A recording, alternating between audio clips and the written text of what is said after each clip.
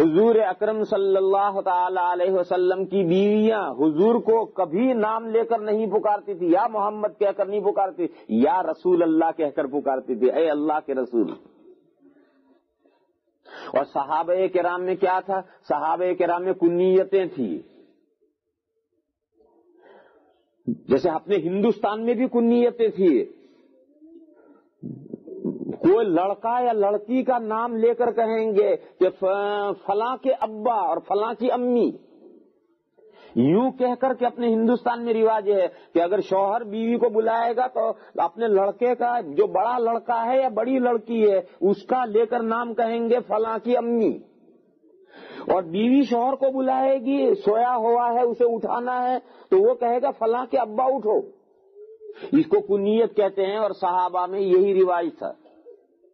حضرت عائشہ صدیقہ رضی اللہ تعالی عنہا، ان کا کوئی بچہ نہیں تھا، تو اب حضرت عائشہ تو حضور کو یا رسول اللہ کہتی تھی، لیکن حضور حضرت عائشہ کو کیا کہیں؟ ان کا تو کوئی بچہ نہیں ہے، ان کی کنیت کیسے؟ تو حضرت عائشہ نے عرض کیا کہ یا رسول اللہ میرا تو کوئی بچہ نہیں ہے۔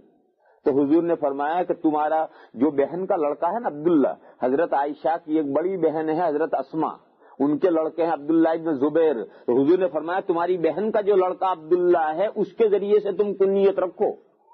چنانچہ حضرت عائشہ کی کنیت تھی عبداللہ کی ماں، حالانکہ عبداللہ حضرت عائشہ کے لڑکے نہیں تھے، حضرت عائشہ کی بہن کے لڑکے تھے، مگر چونکہ حضرت عائشہ کی اولاد نہیں تھی اس لیے عبداللہ کی ماں یہ کنیت رکھی تھی۔ یہ کنیت کیوں رکھی تھی؟ آخر حضور کیا کہہ کر بلائیں گے؟ یا عائشہ کہہ کر نہیں بلائیں گے، بلکہ وہ کنیت لے کر بلائیں گے کہ اے عبداللہ کی ماں کہیں گے۔ ہمارے یہاں ہندوستان میں، یعنی گجرات میں نہیں بلکہ یو پی میں جو معزز اور شریف گھرانے ہوتے ہیں، ان معزز اور شریف گھرانوں کے اندر جو ایک دوسرے کو بلانے کا طریقہ ہے وہ اتنا پیارا طریقہ ہے۔ عورت ہمیشہ اپنے شوہر کو سر تاج کہہ کر بلائے گی، سر تاج اٹھ جاؤ، وقت ہو گیا، نماز کا وقت ہوگا، میرے سر تاج اٹھ جاؤ۔ وہ سر تاج یعنی میرے سر کا تاج، یہ جملہ ہمیشہ عورتیں استعمال کرتی ہیں۔ میرے سر تاج کھانا کھا لو، میرے سر تاج کہاں گئے تھے، دیر سے کیوں تشریف لائے؟ تشریف لائے یہ لفظ استعمال کریں گے، کیوں دیر سے آئے لفظ نہیں عورتیں استعمال کریں گے۔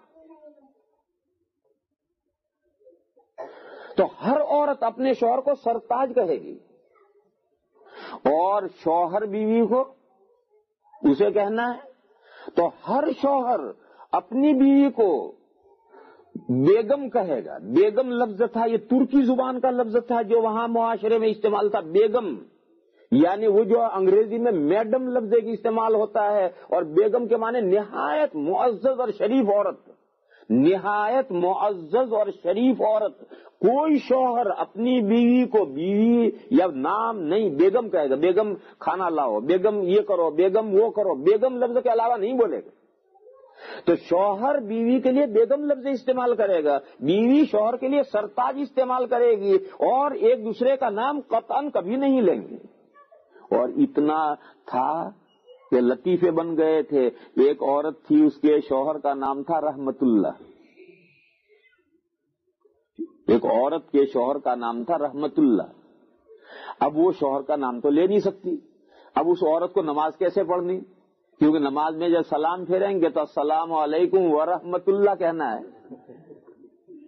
تو اب اسے نماز کیسے پڑھنی؟ تو وہ ہمیشہ سلام پھیرتی تھی، السلام علیکم ننی کے ابا۔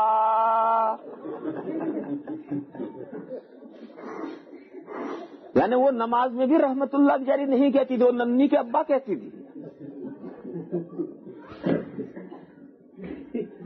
آج بھی ہمارے ہندوستان میں بہت سی عورتیں ہیں، وہ اگر کبھی بھولے سے شوہر کا نام زبان سے لے لیا تو مسئلہ پوچھنے آتی ہیں کہ ہمارا نکاح رہا یا ٹوٹ گیا۔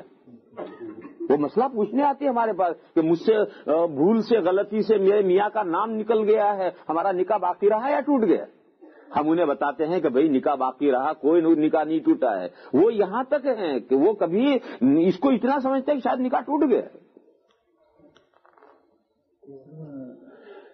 یہ چیزیں، یہ کہ احترام سے چیزیں پیدا ہوتی تھی، یہ ہمارے معاشرے میں اور ہمارے معاشرے میں بھی، میری بہنیں برا نہ مانے، سب سے زیادہ سورت اور بھروچ کی بہنوں میں یہ غلط رواج پڑ گیا ہے.